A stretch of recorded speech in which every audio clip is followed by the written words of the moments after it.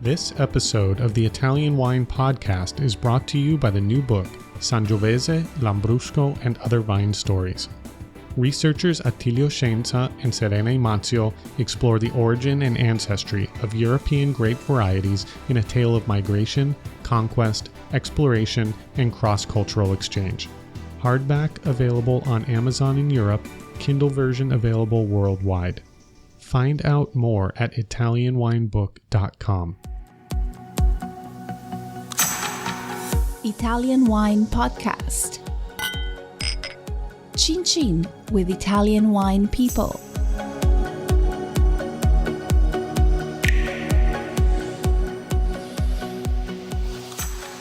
Okay, so here we go. So this actually, just to let everyone know, this is the Italian Wine Podcast hosted by me, Monty Warden, and my guest today is Joe Fattorini, born 5th of September 1969. He's a British radio and television presenter and wine expert, and it's no exaggeration to say you have a worldwide following. I do. You can say you did. No, I do. It's all gone now with this interview. It's totally finished.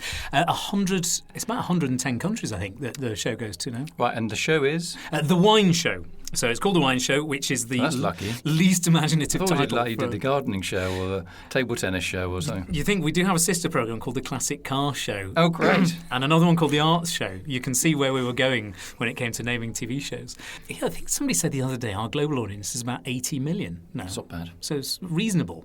Not bad. I do get stopped sometimes in odd places, but the weird thing is that in the supermarket, do you know which aisle the loo rolls are in? I have been stopped in the supermarket and asked that. Often you find that, I'll get stopped in a country not by somebody from that country. So I was stopped in Croatia by South Koreans, and in France by a Norwegian, and in Bahrain by a Texan. It's very strange. And they stop you and say, "Oh, you're that guy from the TV show," and you say, "Yes," and say, "Oh, I'm a big fan," and you say, "What, here?" And they go, "No," and I'm from Vietnam. What do you say to them? Do they ever ask you? They just want to just shake your hand and get an autograph, or? I've been once asked for an autograph. My son's friend asked for an autograph, and he asked for it. He's a large gentleman. He was in a lazy boy recliner, and he never looked at me. He just pulled out a little post-it pad and slid it across, and he's very Yorkshire. He went, "Autograph, please." And then when I signed it, put it back. That was all he'd said to me. Did he charge you? Pretty much. And then he said, "I'll keep that for later. I'll be selling that in a few years." And he just watched Cash in the Attic, which was on the telly the whole time. Normally it's selfies. He did lots of selfies. Really? Yeah. But that's I'm sure that's quite. I mean, you must love all that, and I'm sure inside you're quite a shy lad. I'm obviously hugely shy and retiring, and I. So I haven't even introduced you yet. Why don't you introduce yourself? Hello, ladies and gentlemen. You got as long as you like. As long as you like.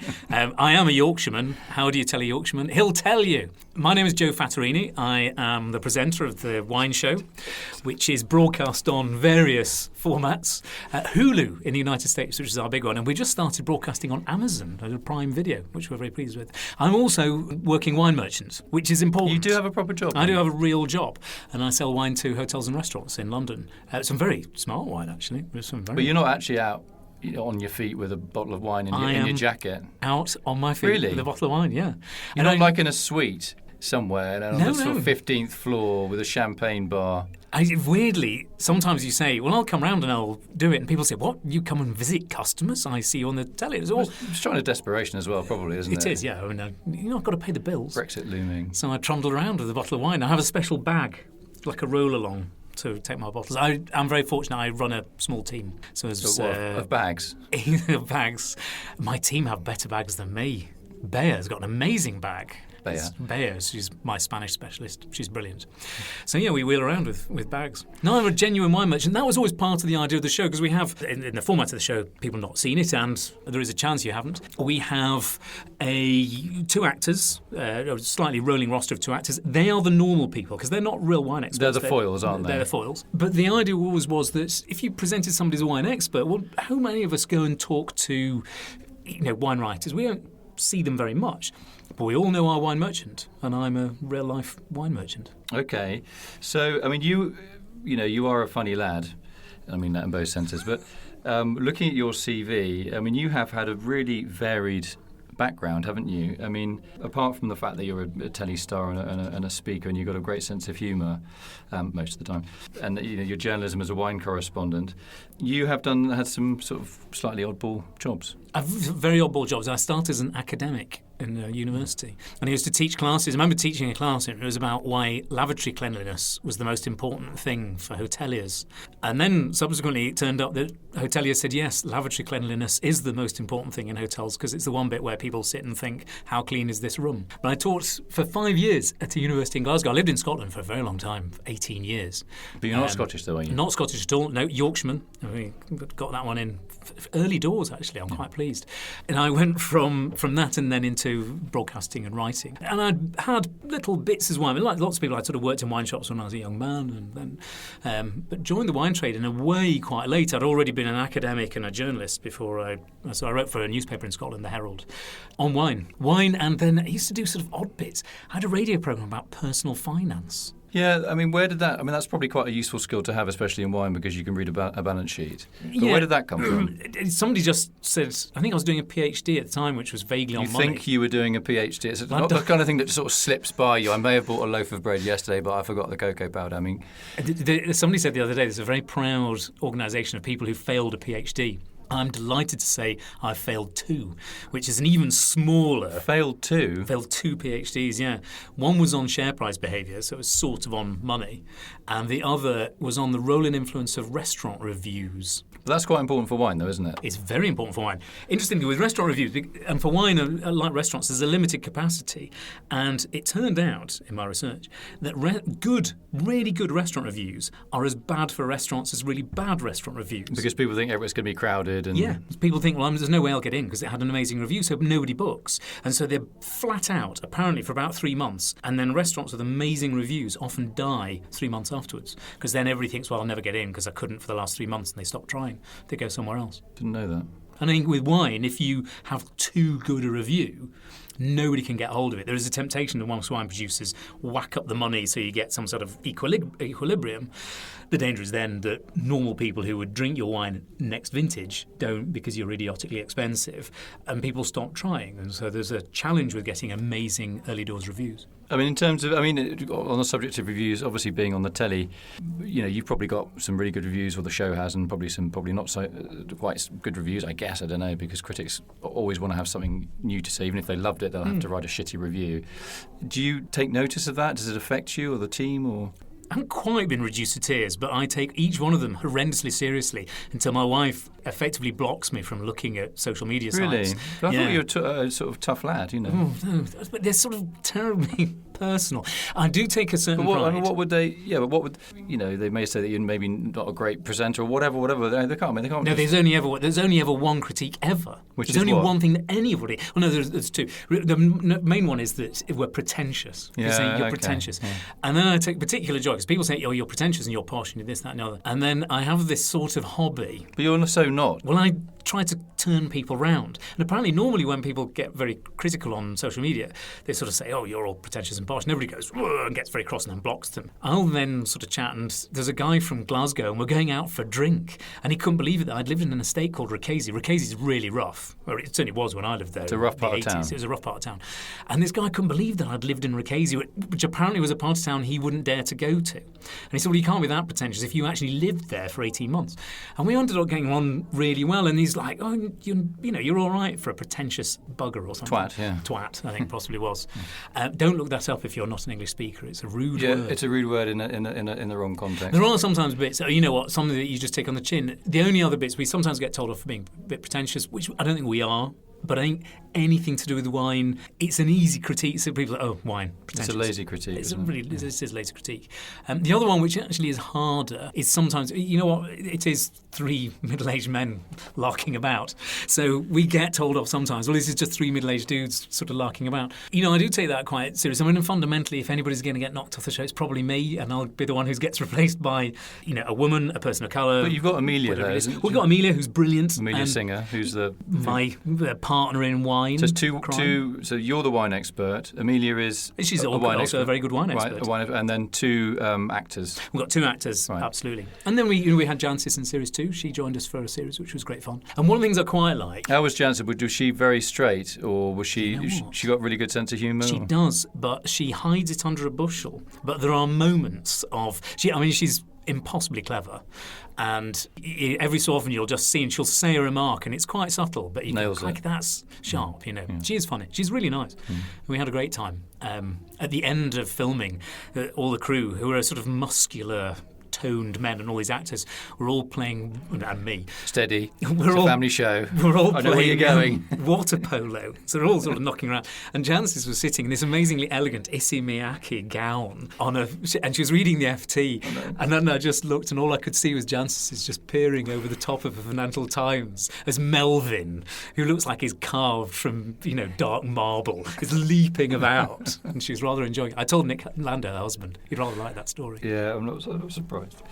Okay, so in terms of wine in general, and you talked about being seen as pretentious, no matter how down to earth you are. How do we get past that in the industry? Do you think? I have a real problem with people who say I'm going to demystify wine, because I think a lot of these terms are It's lucky I'm my first. mystique, stuffy, pretentious, snobby. They all slightly get overlapped.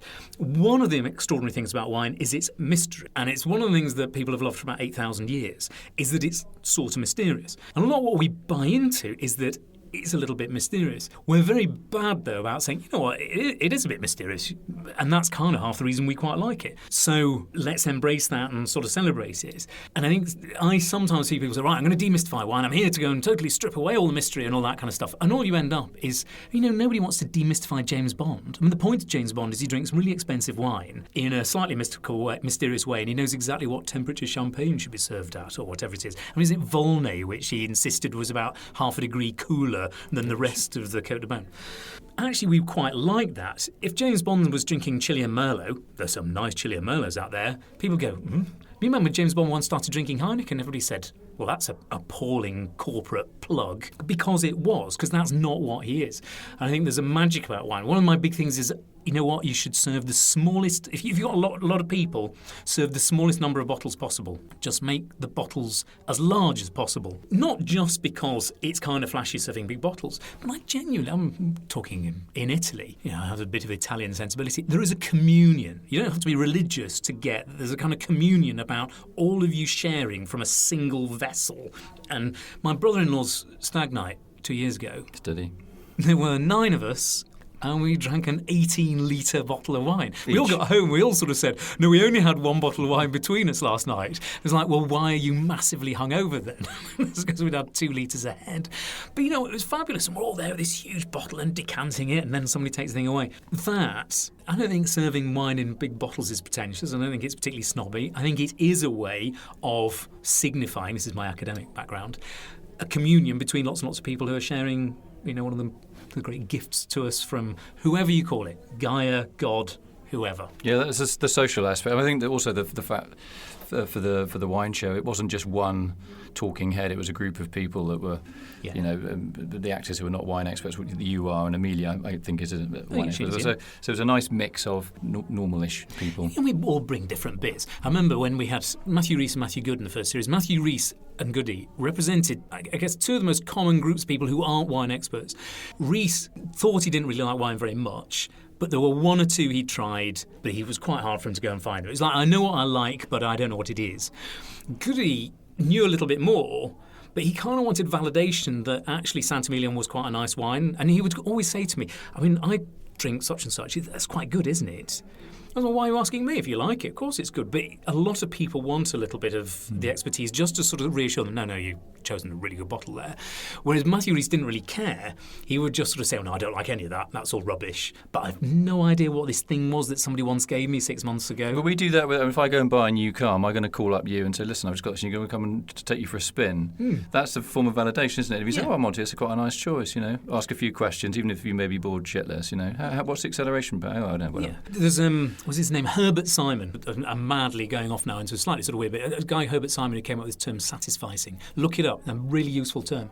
Most of the time, in most of the things we buy, and this is true for most people buying wine, they're not looking for the best. What they really want reassurance is that it's not going to be shit. And so if I go and buy a car, and I don't know a lot about cars, but what I'll tend to go and do, I drive a Skoda, is I was guaranteed it wasn't shit anymore. They're now sort of cheap, but reassuringly not shit. As wine experts, we actually don't shop that way because we know so much about wine that we'll sort of say, well, no, I want the very, very best. And there's an economist guy called Rory Sutherland, a marketing guy, and he said, if you're an expert, you aim for treble 20 because you kind of know that you're likely to get up there and you know you're more like... The top score, yeah. The top score. But most people don't, because the thing is, if you don't get treble 20, you'll get a 1. Most people, when it comes to choosing wine, go for the bottom left-hand quadrant of the board where there's no particularly high scores, but there's no rubbish ones. That's why everybody chooses the second cheapest wine on the list. You're not risking that much if it's a bit rubbish, but the chances are it's not going to be terrible, but it's not going to be amazing either. And satisficing, when we talk to people on the show, a lot of the time all we do is reassure people that amber wine from Georgia, here's 2 or 3 amber wines from Georgia, and you know what, they're weird, but they're not terrible. But you'll still be able to drink nice. them and wake up okay the next morning. Here's the thing, it's £25. It's quite a lot of money, but it won't be wasted because you'll really love it. And people, I think that's what most people are looking for. It's the reassurance. Apart from telly and, you've spent quite a lot of time on cruise ships, haven't you? That makes me sound like... No, I know. I did say ships at the end. No, I spent quite a lot of time cruising on ships. On boats. And I've worked with Celebrity Cruises, which is scream. Come on. Oh, it's an absolute hoot. And you go and do these, do shore excursions. So you all pile into a minibus and then you tank it off to some winery and you go around and everybody drinks too much. And the trip back's amazing because all of the cruise guests are all absolutely zonked in the back of the minibus. Everybody's flat out. They had a glass of wine in the heat and they can't handle it. Yeah. Completely. I can't. I'm sort of all over the place. But you have a brilliant time. And then you do dinners in the evenings. But are you speaking all the time there? You sort of... Yeah, it's exhausting. Yeah. And you're getting lots of taps on the shoulders about completely irrelevant stuff. You've got to know your stuff. Yeah. Because as soon as you step out of your stateroom, they're not cabins, they're staterooms, you come out of your stateroom, there'll be somebody in the corridor go, oh, now then, I've got a question for you. Yeah. And like, so to get to breakfast, you've got to deal with 9 different questions. Yeah. Which I like it because I like talking and I'm a massive narcissist. It's I went to a boarding school like you, so I'm constantly looking for validation. Is that what we do? It is. It's because why is that? In the back of our mind, there's a car, age 9, driving into the distance, and you're going, Mummy, why have you left me here? As it wends down. Oh, please. The prep school my parents left me in a boy. I had so much fun. I know, well, I got into it after about 10 minutes. I went to boys and girls with no uniform. No, that would have been dangerous territory. I was all boys all the way through. I was all boys initially for one school, 3 years, and then 5 years with boys and girls, no uniform. And it was like 10 miles from the nearest town as well, so you couldn't even escape. Really? Actually, the school's in the film 3 Men and a Little Lady. It's the demonic boarding school they send their daughters to. It's his Baskerville Hall in The Hound of the Baskervilles. Arthur Conan Doyle was an old boy. And so when he had to model the worst possible place he could imagine, he simply wrote about school. Wow. And he was bullied by a guy called Moriarty at school. Really? That's why he used the name in his books. We'll get right back to the Italian Wine Podcast after a quick reminder that this episode is made possible by the book Sangiovese, Lambrusco, and Other Vine Stories, available on Amazon in Europe and Kindle worldwide. Okay, so in terms of the UK wine market, what are the trends there, or even globally, what are you seeing? And also anything to do with Italian wine, how does it fit and how can it up its game, or what does it need to do? In the UK wine market, I think Italian wine particularly, and I see this a lot, is there are these extraordinarily strong, and justifiably so, networks of distribution that come into the UK, but they tend to be Italian wine producers selling to Italian wine importers who then go and sell into Italian restaurants. That then presents a challenge when you want to sell to somebody who's not an Italian restaurant. So we see this extraordinary sale of wine to Italian places. But then when you go to non-Italian restaurants, sometimes Italy still does very well at the very bottom end, and it's often of not very Italian wines. And what I mean is like Pinot Grigio and Prosecco, which are understandably huge. They're not really representative of what Italy makes. Where do we go and see really interesting Trebbianos, great value wines from Emilia-Romagna, really outside of the Italian domestic wine market, Italian-style restaurants? So I think that finding new channels, new routes to market in the UK. And you know what? It's going to happen because importers aren't making very much money, so they're having, you're having to consolidate into a smaller number of more efficient importers who are bringing wine through, or sometimes really small little specialists who specialise not so much in a region but in, a feeling. So you see in London particularly, there are importers now doing really well who are just a bit more edgy, and some of them it may be that they're more natural wines, or it might be that they specialise in an area of sustainability, but mostly they're just a little bit more plugged into a more exciting part, particularly of the on-trade, or to a really interesting list of private clients. But you know what? Communicating directly. When you circumvent that funnel and you're talking directly to the consumer, and there are ways that people can go and do that now. So I think what we're beginning to see is you're almost obliging people to bring your wine in because there's a ready market for it sitting there saying, we quite like this guy. There's all these interesting bits. One bit I see a lot of, and Italy's so well placed for this. And I think the wine show as a vehicle, it would be interesting to see what we could go and do to support this for producers, and particularly for sort of regions of producers. Wine tourism almost now is getting to the point where in some cases it uses wine production as a sort of cost-neutral marketing vehicle for the very high-margin business of selling holidays to people to come and stay in wineries. Because you have a really strong brand and you can sell the dream of come and stay here. I mean, you live it. It's what drew you to Italy. It's really hard to make a lot of money out of making wine. It's actually much easier to make money out of selling holidays and experiences, which we know are becoming ever more important as well. I've just sat in a session today. It was about younger consumers are roughly spending 40% more than they used to on experiences and about 40% less on things. So people are actually buying less wine and more wine holidays. So where you can use that as a way of taking that holiday back home with you, or as a marketing tool to bring people to your location to enjoy it. I see sometimes almost wineries creating communities, of direct sales customers, of people who've visited them once. It becomes the kind of wine they get really into. Yeah, and then they also become indirect ambassadors, don't they? Completely. And this is where we stay. These are the wine. They invite their mates around for dinner to show off almost. We met the winemaker. And for every one person who stayed with you, it's not as though you're only ever selling one holiday to one group of people. Every one person who sells to you, they then effectively become exactly like that, this sort of ambassador. My family, when they left Italy and they settled in the UK, they moved into mail order. And the real success of mail order in the sort of early part of the 20th century particularly was this issue of agents. And you had one person who'd have a catalogue and would sell to all the people in their community. If you are able to create a bit where there's one person in Fulham who's been on holiday and absolutely loves your wine and is pouring it for all their chums, and then says, well, get on this list, they'll send you a couple of cases, you circumvent having to go and buy it in shops and this, that and the other.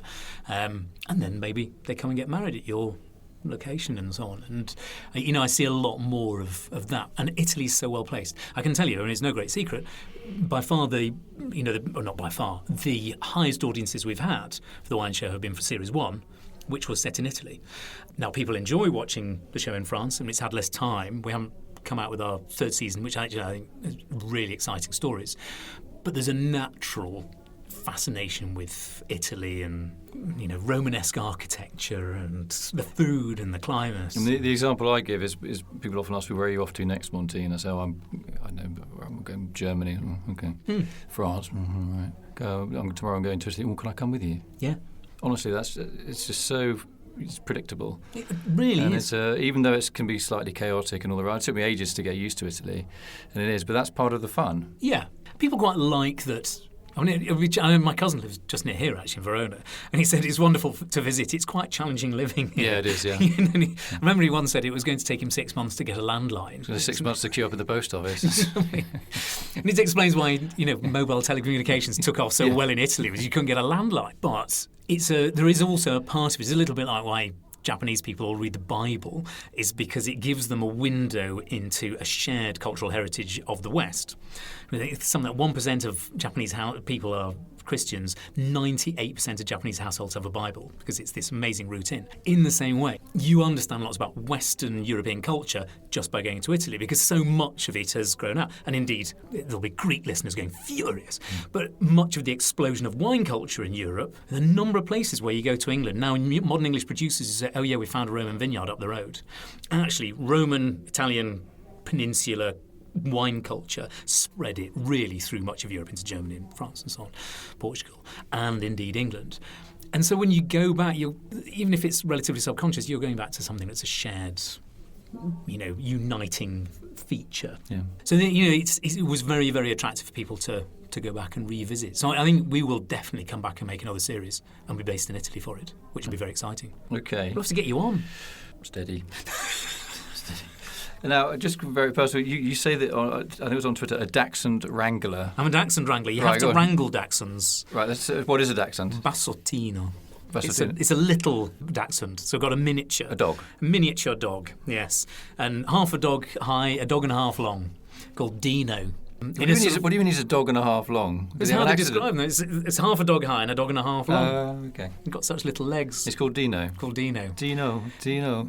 It's a sort of complicated route round. The name has various layers of meaning to it, but it's not unconnected with Bernard Dino, who was a French cyclist who was known as the Badger, and dachshunds literally means badger hund.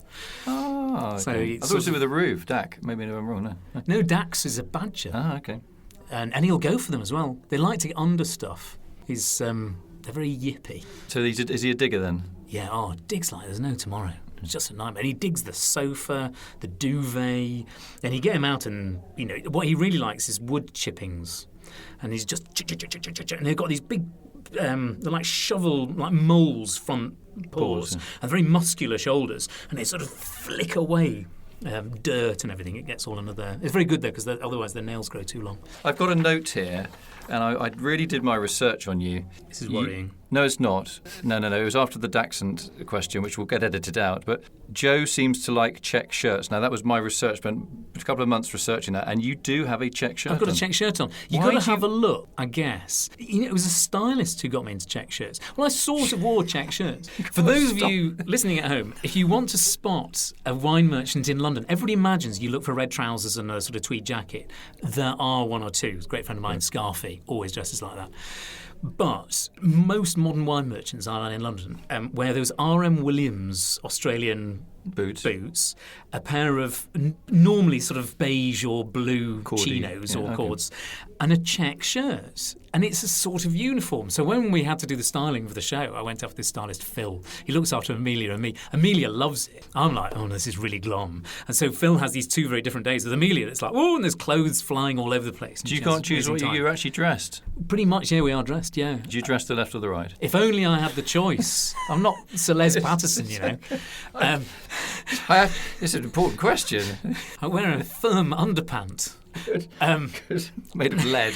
Keep it all in. I can tell you a funny story about that. Oh, good. It's really true. It's a family show. It's a genuine true story. We film with these amazing guys. One of the most amazing things about making TV shows is the crew. So we're very lucky. I don't want to be too self-indulgent, but we sit with the crew, and we had this brilliant crew member. He was an amazing guy called Dave. All right, and Dave was very Lancashire, and he talked like that. And he was quite old. And I said, "What are you doing?" He said, "No, I'm semi-retired." And I said, "Oh, really? You decided?" And he said, "No, I just don't have very much work, so I'll just go dancing with Maureen, my partner." Anyway, we were talking about going and filming wine in Ukraine, because there are people now making wine in Ukraine. He said, "Oh, I've been to that Ukraine before." I said, "Oh, were you filming wine thing there?" No. He says, "No, we were in Pripyat, that place near Chernobyl." And I said, "Oh, what was it like?" He said, "Oh, no, we were in Kiev with these lads, like an house, and with a tiny little place. And so it was quite hard to film." He said, "I'm sitting on this sofa in the corner." Anyway, the lads, I said, "Have you ever been back to Pripyat, Chernobyl, since the explosion?" And the guy said, "Oh, no." He says, "We go back all the time." He said, "You what?" He said, "No, we went back." He said, "Well, we all got told to leave, so we all went back for all our things." And he said, the presenter, he said, "Well, like, what things?" And he said, "Well, that sofa for a start." I'm sitting on a bloody thing. Radioactive. Should have been wearing, and apparently they got a Geiger counter out. The thing was buzzing like there's no tomorrow. And he said, "Oh, Kiev's full of sofas that people had nicked back from Pripyat." So it's my Lancashire accent there. We do a lot of accents on the show. Yeah, yeah. Lancashire, that's me. I was at school in Lancashire and they all talk like that. Did they, but you, how come that you've lived in all these places, you don't have any kind of accent at all?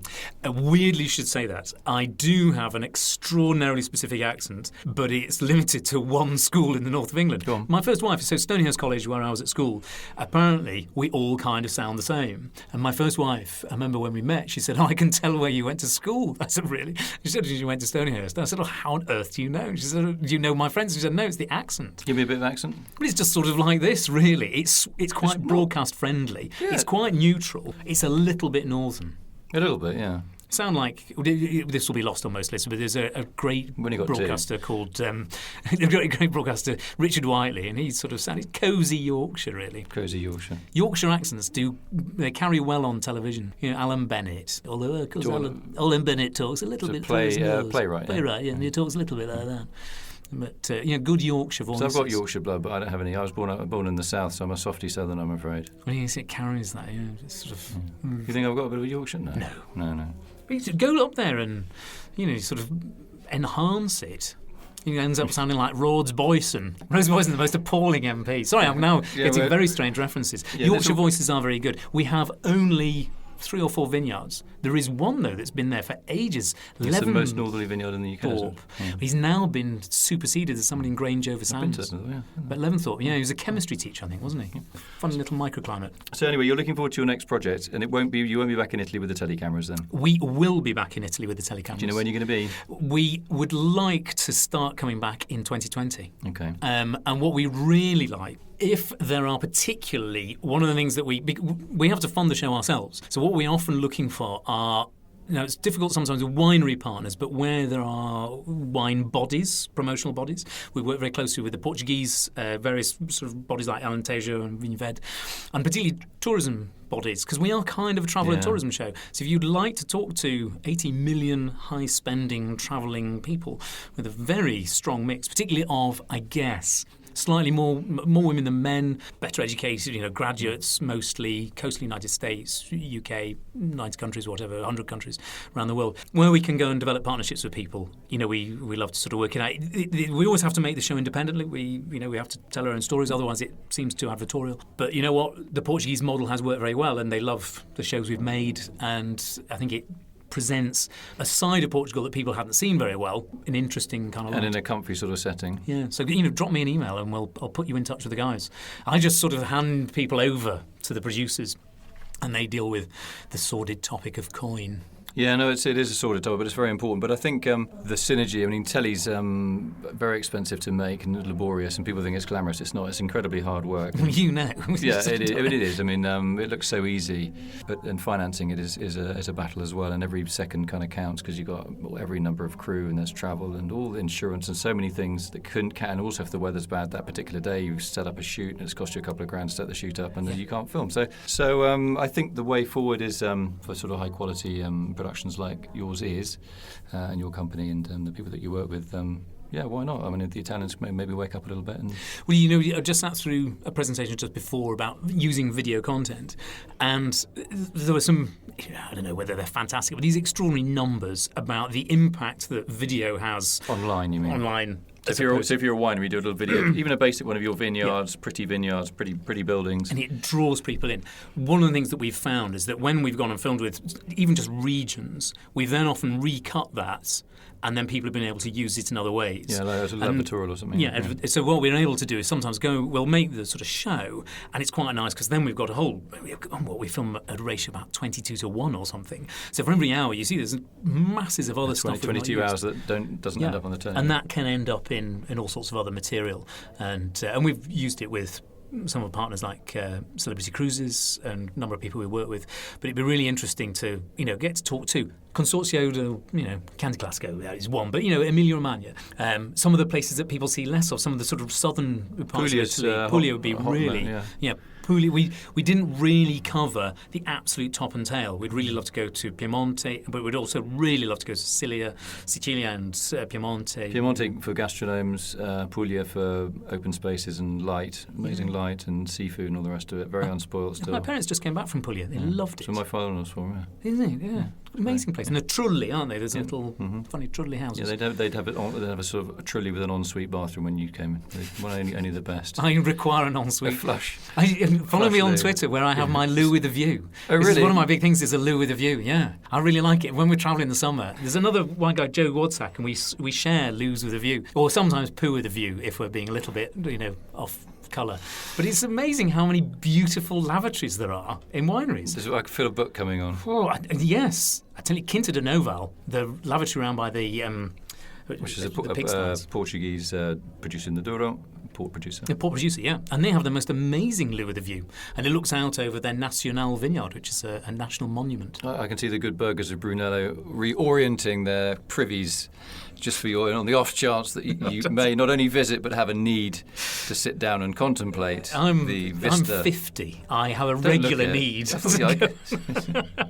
When you get to 50, yeah, I'll never turn down the chance for a lavatory. Joe Fattorini, thank you very much for coming on the Italian Wine Podcast. Thank you for having me. It's been a real hoot, and you're a consummate broadcaster, which is lucky because at least there's one of them in the room. You asked the question fearlessly. Thank you very much. Flattery would get you everywhere. And we did manage to not talk too much about our private school education, which is it will get edited out.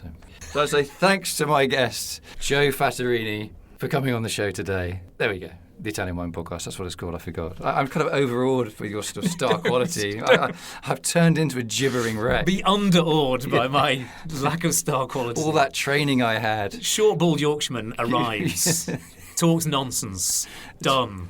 You did fulfill the brief. Thank you. Joe, thanks a lot. A pleasure, anytime. Listen to all of our pods on SoundCloud, iTunes, Spotify, Himalaya FM, and on ItalianWinePodcast.com. Don't forget to send your tweets to @ItaWinePodcast.